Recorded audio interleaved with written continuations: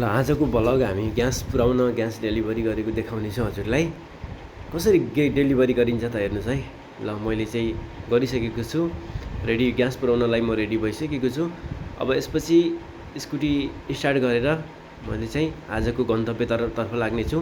यो गणेशपुर चौक, लम्की कैलालीको गणेशपुर चौकदेखि कहाँ कहाँ हामी ग्यास पुर्याउँछौँ त अबका दिनमा पनि यसरी भिडियो बनाउनेछौँ। तर आज चाहिँ म तपाईँलाई चाहिँ अहिले फर्स्ट मेरो भिडियो म यसरी देखाउनेछु तपाईँलाई। ल मैले स्वाट्टै स्टार्ट गरिसकेँ, म हिँडिसकेँ। यहाँदेखि गणेशपुर चौकदेखि हिँडिसकेँ म। त्यसपछि चाहिँ जाँदै गएँ, म अगाडि गएँ। त्यसपछि चाहिँ मैले बायाँतर्फ मोडेर म अगाडि मेन रोड, यो महेन्द्र राजमार्ग हो, यो पूर्व पश्चिम राजमार्ग हो यो। अनि यहाँदेखि चाहिँ म आफ्नो गतिमा लागेँ। ल तपाईँहरूलाई हेर्दै गर्नु होला, म कहाँ कसरी डेलिभरी गरिन्छ, ग्यास डेलिभरी कसरी गरिन्छ नेपालमा भनेर चाहिँ तपाईँलाई देखाउने छु म है। त्यसपछि चाहिँ म स्वाट्टै हिँडिरहेको छु। लगभग म 2-3 किलोमिटरको दुरीमा जानेछु, हजुरलाई देखाउँदैछु। हजुरले पनि हेर्नु होला नेपालमा ग्यास कसरी डेलिभरी गरिन्छ, कहाँ कसरी गरिन्छ, कति दुःख छ, कति अप्ठ्यारो छ ग्यास डेलिभरी गर्न, कति सहजता छ। म दिनमा कतिवटा गरेँ भनेर पनि हाल्नेछु पछि डेलिभरी। तर तपाईँहरूले चाहिँ भिडियोलाई चाहिँ एकदम हेरेर लाइक कमेन्टहरू गर्नु होला र सब्सक्राइब पनि गर्नु होला डेलिभरी बोय भन्ने च्यानललाई। ल म एकदमै नजिक आइसकेको छु। त्यसपछि यहाँनिरबाट भित्र कच्ची रोड आउँछ, कच्ची रोडमा जानुपर्छ। अनि कच्ची रोडमा गइसकेपछि अलि भित्रतिर जाँदै गर्दा म यहाँनिर एउटा देव यातायात छ, त्यहाँदेखि भित्र जानुपर्छ। त्यहाँदेखि जाँदै गर्दा चाहिँ अगाडि चाहिँ एउटा घर आउँछ। अनि त्यहाँ चाहिँ घर नजिकै भएर जाने हो हामीले चाहिँ। यहाँनिर आउनुभयो। ल म चाहिँ यसपछि चाहिँ घरनिरको भिडियो बनाउँछु। अब चाहिँ घरनिर पुग्दाको भिडियो बनाउँछु अनि तपाईँलाई रेकर्ड गरेर देखाउने छु म घर पुगिसकेको छु, घरको नजिकै आइसकेको छु। अब घरको आमाहरूको रियाक्सन, उनीहरूसँग बोल्ने भाषा के हो हाम्रो भनेर चाहिँ हामी मजाले देखाउनु छु। आफ्नै शैलीमा आफ्नै पारा तरिकाले गर्नेछौँ हामी। भिडियो चाहिँ अर्ग्यानिक हुनेछ एकदमै। तपाईँहरूले चाहिँ बिना अरू कुनै इफेक्टको, अरू कुनै यहाँनिर साइकल राखेको रहेछ, साइकल हटाइदेऊ त नानु भने मैले।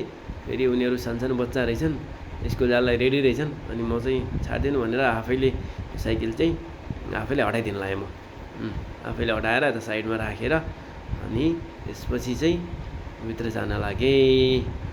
हेर्नुहोस् यतातिर दाउरा पनि बाल्छन्। ल यसरी चाहिँ ग्यास डेलिभरी हुन्छ। कति ठाउँमा बोक्नु पनि पर्छ।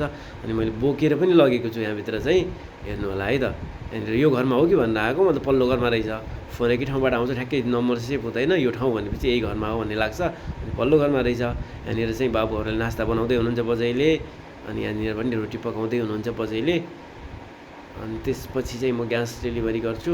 ग्यास डेलिभरी चाहिँ पल्लो घरमा रहेछ। बजै गर्मी धेरै छ क्या, यहाँ यस्तो गर्मी छ। अनि बजैले चाहिँ हाम्रो उता घर देखाउनु भयो, पल्लो घरमा रहेछ भनेर म बोकेर हिँडिहालेँ म सट्टै। ल यो बाहिर नागेर म यहाँ ग्यासदेखि, यहाँ भित्रबाट ग्यास छिराउँछु।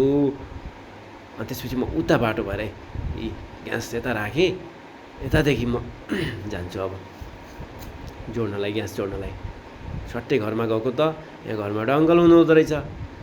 अनि अङ्कललाई मैले देखिसकेपछि अनि ऊ अङ्कलले मभन्दा पहिला कतै त कोही मान्छे त यस्तो ज्ञानी हुन्छन् कि म राखिदिन्छु कि ग्यास भन्छन्, म राख्छु, म लिन्छु भन्छन् क्या।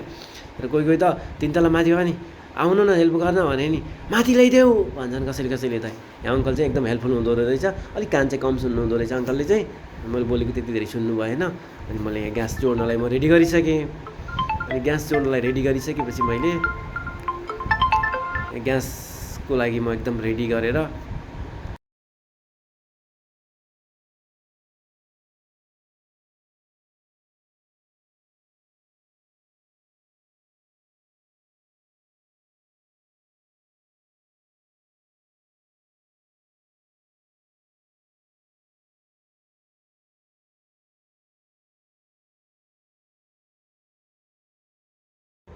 उहाँले चाहिँ भेरी ग्यास राख्नु भएको रहेछ।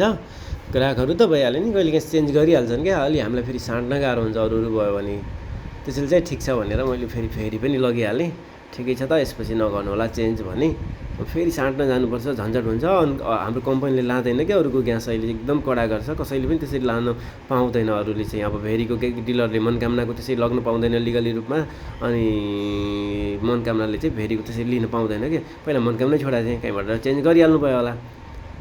त्यसैले चाहिँ म यसपछि चाहिँ म ठिक छ भनेर जोड दिइहालेँ मैले।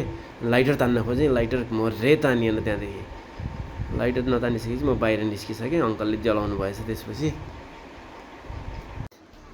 ल त्यसपछि चाहिँ यताबाट तपाईँ घुमेर आउनुभयो, बाटो चाहिँ यता रहेछ, माथि बाटो रहेछ बाटो भनेर उहाँले दिदीले भन्नुभयो। भनेर मैले पनि भनेँ। अनि खेतको हालिहाली आउनुपर्दो रहेछ उताबाट। मैले चाहिँ सिधै घुमेर आएँ कि, म चाहिँ छोटो बाटो अलिकति थाहा थिएन मलाई चाहिँ, यताबाट आएँ। ल हुन्छ अर्कोचोटि आउँछु भनेर।